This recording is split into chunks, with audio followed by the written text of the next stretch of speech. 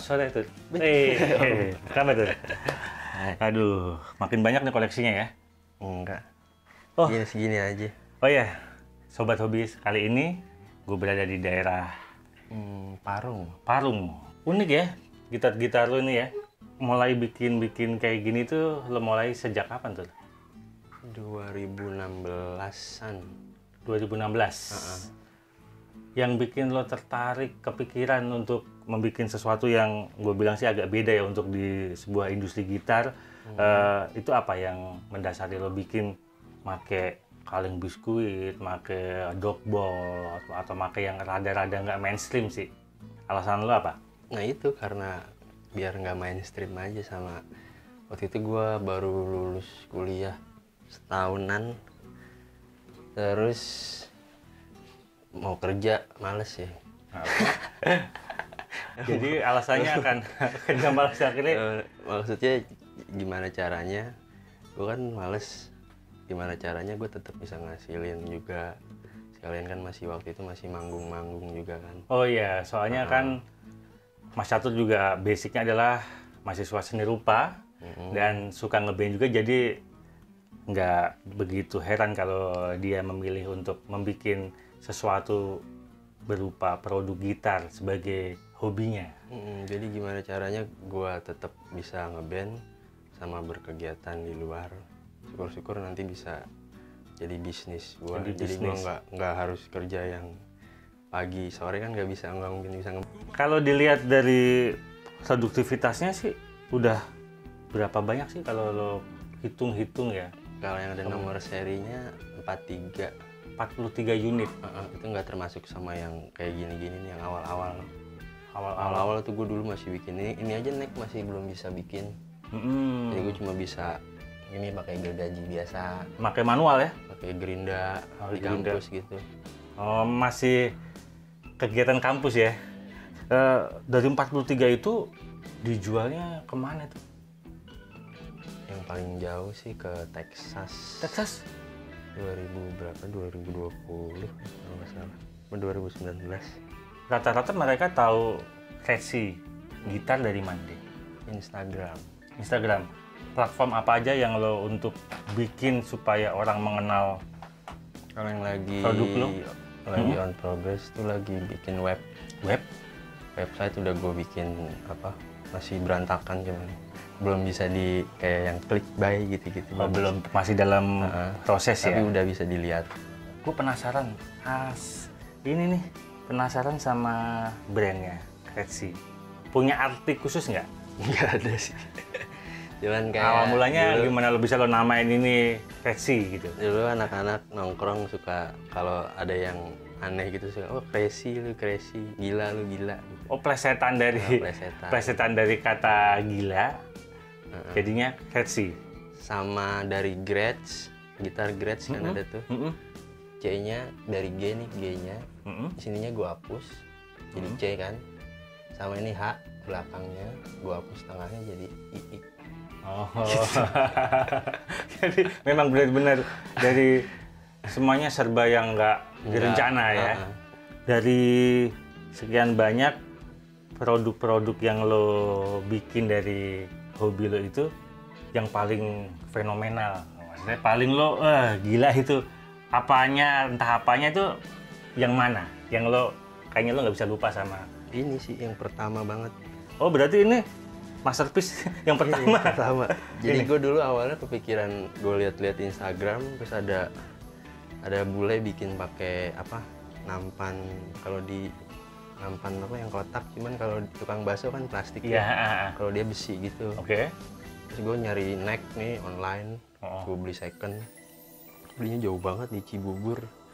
Cibubur jauh banget. Rumah gue di Cipinang waktu itu.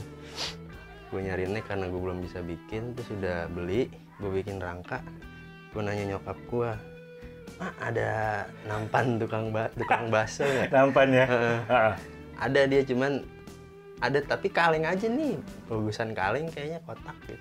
Dan pasti saat itu orang tua lu bingung mau buat apa nih? Ini dikasih dia nih. Oh ini? Berarti ini bisa dikatakan ini cikal bakalnya Resi dari sini nih gitu ya?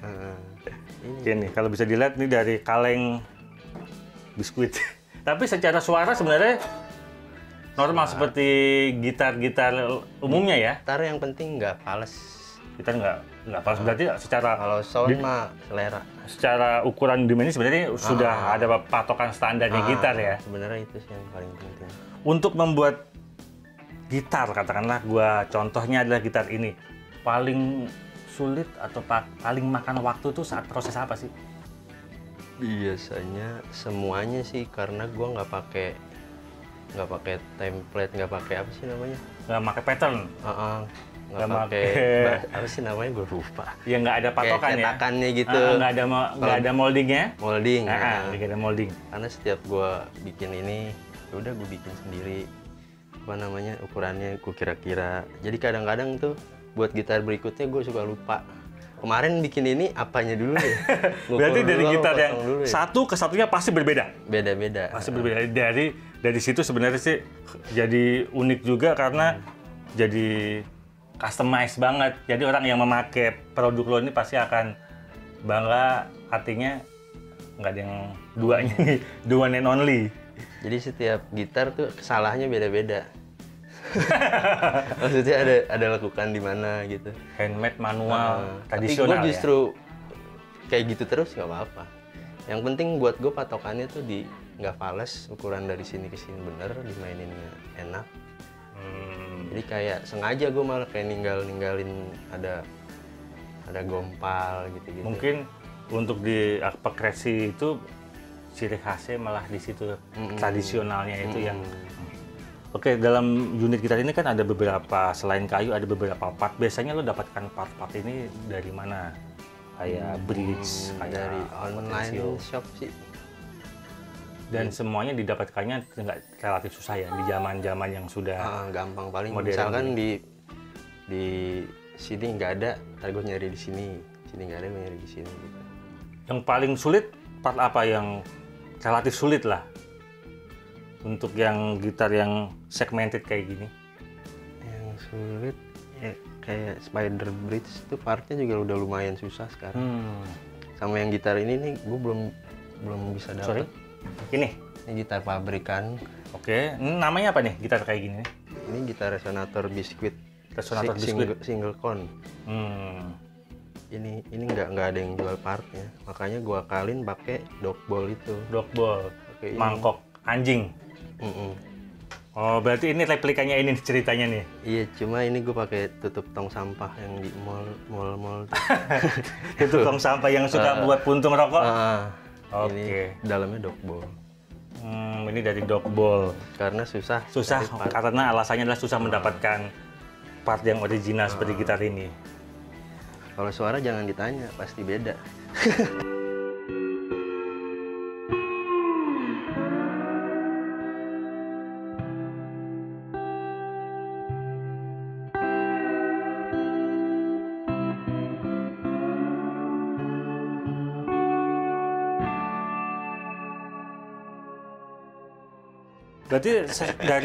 Berarti dari gitar satu ke satunya karakter suaranya pun juga beda pasti. Beda ya.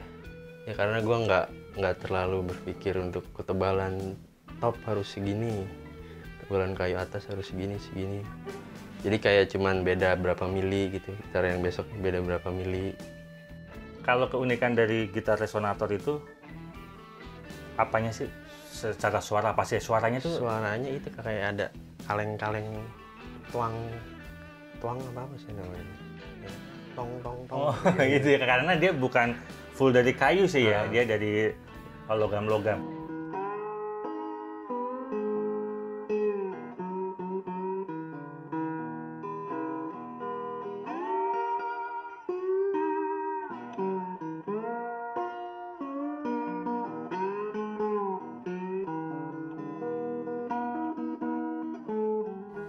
Oke, untuk bikin gitar lah, katakanlah gitar macam kayak gini tuh butuh waktu berapa lama sih tuh? Dari konsep orang yang mesen tuh 2-3 bulan. 2-3 bulan. Sebenarnya nggak segitu juga sih, kalau di geber beneran tuh satu gitar 1 bulan tuh sama aja kayak gue bikin satu bulan. 2 juga bisa 1 bulan, 3 juga bisa 1 bulan. Jadi yang lama tuh di kayak ngelem, kayak ngerekatin ini sama ini. Jadi kalau dibikin bareng gitu sebenarnya bisa 1 bulan bisa 5 gitu. Lebih efektif sebenarnya ya. Cuman ya gue bikinnya satu-satu aja, terus gue bikin 3 bulan biar gue bisa ngapa-ngapain. Karena lo masih sifatnya masih hobi ya dia. Jadi kalau mood cepat pasti. Oke Mas Catur, pasti sobat hobi di rumah pengen tahu tahapannya proses pembuatan gitar dari awal sampai jreng ke customer atau ke klien tuh tahapannya apa aja sih dia? Biasanya lo lakukan? Kalau yang dipesan sama orang-orang kan kebanyakan yang bentuk parlor tuh. Bisa dilihat di Instagram. Kalau itu gue udah ada cetakannya, cuman bentuknya aja tuh, gue potong dulu rangkanya. Dipotong rangka. Terus gue tempelin kan biasanya top sama back tuh bisa 2 piece kayu atau 3. Gue tempelin dulu kayunya, tempelin dari top, rangka, back, udah jadi. Terus gue bikin neck, neck dipisah, terus gue ukur-ukur, gue bikin lubang lubang ini dulu, lubang buat crownnya, terus pick up, lubangin volume di bawah, udah gue ukur, dicowak buat si neck, udah pasang gitu. Oh tahapannya itu ya. Oke Mas Catur, penasaran nih gue, lo sampai bisa bikin gitar begini ini, lo dapat dari mana sih ilmunya itu? Apakah lo ada seseorang yang mengajarkan atau memang benar-benar lo pure otodidak? Pas 2016 awal itu gue sendiri, berdua sama, jadi gue kan takut sama mesin-mesin yang gede gitu. Takut sama mesin gede ya? Ya di kampus ada alat yang buat apa sih namanya tuh, yang di meja itu. Gue takut sama itu, akhirnya gue ngajak dia. Jadi gue berangkat dari rumah jam 9 malam, gue begadang. Jadi temen gue itu kan emang jago kayu, cuman nggak bisa main gitar. Jadi gue tinggal bilang ininya iniin dong. Oh dia bisa dikatakan dia cuman operator aja ya? Iya potongin dong. Kayak gitu. Terus lama-lama gue kok kayak gini banget, kayaknya harus belajar kayaknya. Terus gue nanya sama temen gue tuh, dia waktu itu pas magang sama tukang gitar di Kramat Jati. Akhirnya gue dianterin sama dia.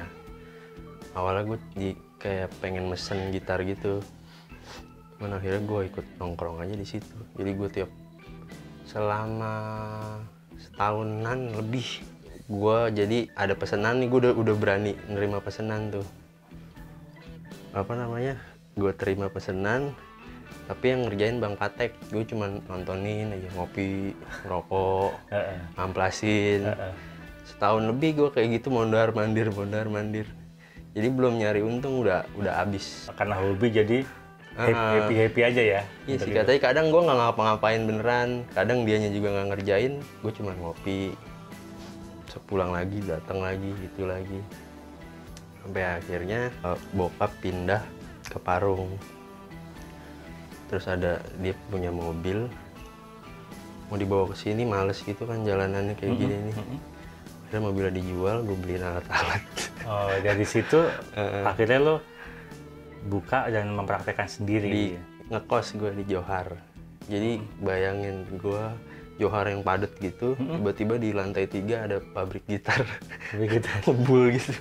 Terus diakomodir dong sama lingkungan? Awalnya enggak, yang lantai 2 tuh ibu-ibunya selau gitu.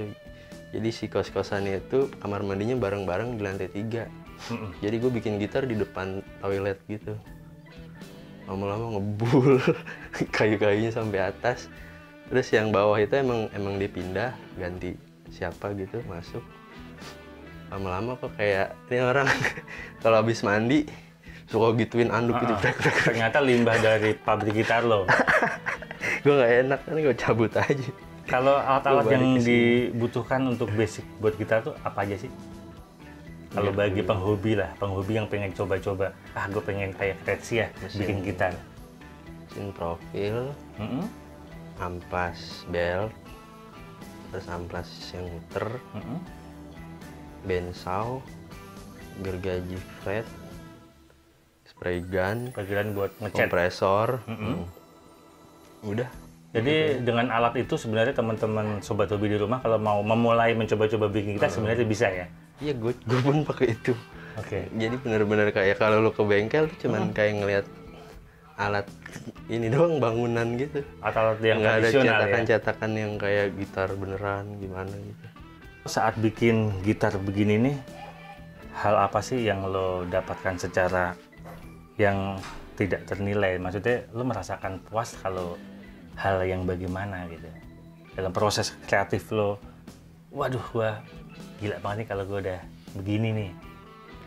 Pas lagi sepele sih gue kayak kebetulan lurus banget nih, kebetulan mulus banget nih.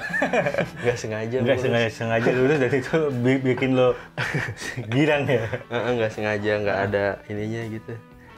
Gue senang banget.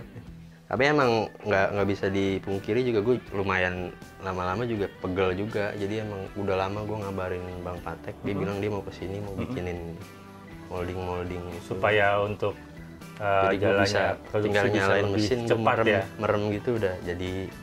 Memang arahnya untuk ke arah ke industri yang dulunya hobi tapi sudah mau mengarahkan mulai ke arah bikin sana. Website, udah nggak di Instagram. Berarti lo kan kalau dilihat dari persiapan lo itu berarti lo punya goal lah, punya impian ke depan. Apa sih yang lo impiin dari sebuah brand Crazy Guitar itu buat kedepannya? Bikin parung, jadi sekampung ini jadi ini kampung gitar. Jadi kampung gitar kayak. Jadi lo ingin menggitarkan kampung Parung ya? Iya, kayak di Solo tuh kan seru tuh, lu masuk ke gang gitar semua depan rumah tuh. Jadi akan identik bahwa Parung adalah kampung gitar ya.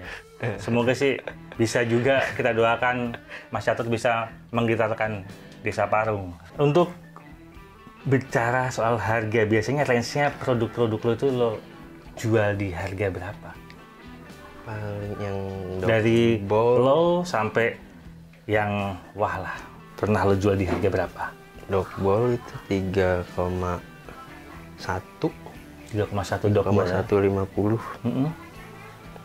Sama yang Spider Blitz 4,150. Gue pernah bikin senar 12 juga tuh. Yang Spider Blitz itu gue jual berapa? 5, berapa lupa. Nggak terlalu mahal sih, karena emang gue sebenarnya kayak awalnya banget tuh, kayak kan blues itu lumayan jarang ya. Gitarnya pun jarang.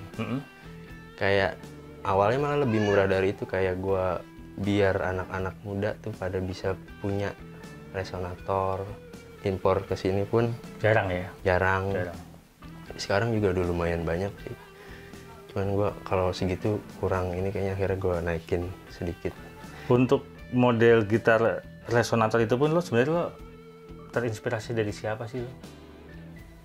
Kalau Indonesianya Adrian Adi Utomo itu. Oke. Kalau dari luarnya? Robert Johnson. Lupa gue kalau suruh ngomongin sejarah. Kalau ngomongin diri sendiri bisa kayak. Kalau dilihat, kalau dilihat dari, kalau tadi kita berbicara secara hobi nih, tapi mengarahnya dari Crazy kan juga pengen mengarah industri gitar di Indonesia lah. Bagaimana perkembangannya kalau menurut lo sendiri? Ngeri ya? Nggak kalah sama gitar-gitar luar ya? Iya. Dan bahkan ada yang sempet, kalau gue lihat gue jadi males lagi bikin gitar. Ada yang kayak gini, gue berhenti kali. Berarti lo udah down dulu, berarti orang-orang kita sebenarnya jago-jago ya? Yang tadi yang gue bilang gue manual mencong-mencong gitu, ada orang Indonesia yang manual tapi nggak mencong. Sebenarnya itu alibi gue aja. Mencong-mencong sebenarnya bisa rapi, cuman kalau gue emang sengaja gue ninggalin itu. Tapi yang itu yang bikin gue apakah berhenti. Mereka karena sebuah alat yang sangat lengkap? Enggak juga, ada juga yang manual. Bule-bule pun gimana ya, bule tuh sampai dia bikin yang pakai pahat gitu, detail gitu, terus kameranya, itu juga handmade juga ya? Kameranya bagus, gambilnya enak banget gitu, tapi bisa rapih banget dia. Oh gini, berarti alat manual tetap, cuman dia pakai alat-alat yang misalkan pahatnya tajam. Oh, berarti lebih ke alat-alat detailing yang sangat-sangat mendukung terus ya. dia punya yang bisa bikin apa gitu. Sebenarnya nggak menutup kemungkinan juga bisa rapi, mungkin karena gue alatnya masih belum sebagus Masih mereka. tradisional. Lo ada ini nggak pesan lo ke sobat hobi yang nonton nih, kalau ada teman-teman yang pengen ikutan mencoba hobi, pengen bikin gitar, pendapat lo apa? Ya sikat aja sih, bikin aja. Jangan takut salah. Jangan takut salah. Nggak ada yang salah kok, yang penting sekarang, zaman sekarang mah apa aja udah bisa dilihat kan. Mau bikin apa tinggal searching, tutorialnya ada. Ini kan gitar bisa bilang tradisional ya. Aku bilang nih tradisional dan analog. Ada pengaruhnya nggak transisi kita di era digital? Apakah akan lo bikin digital juga dengan gitar yang udah old school begini? Ada pengaruhnya nggak lo selama membuat gitar ini dengan sangat majunya pesat nih? Era digital kan maju pesat, itu efeknya buat upgrade gitar apa? Nggak ada sih. Mungkin dengan era digital memudahkan lo aja kali ya buat nyari barang-barang, jadi lebih nggak sulit, nggak harus turun ke pasar langsung mencari hunting secara tradisional ya, bisa buy online ya. Oke sobat hobi, rasanya belum lengkap sih ya kalau kita belum mendengarkan suara yang keluar dari gitar yang terbuat dari kaleng biskuit ini sih. Lengkap dan penasaran banget pasti sobat hobi di rumah, pengen denger suaranya seperti apa sih. Nanti Mas Catur biar memainkan untuk gitar ini. Oke, sobat hobi, sampai di sini untuk liputan gitar Ketsi di daerah Parung. Gue Wahyu Dewa undur diri.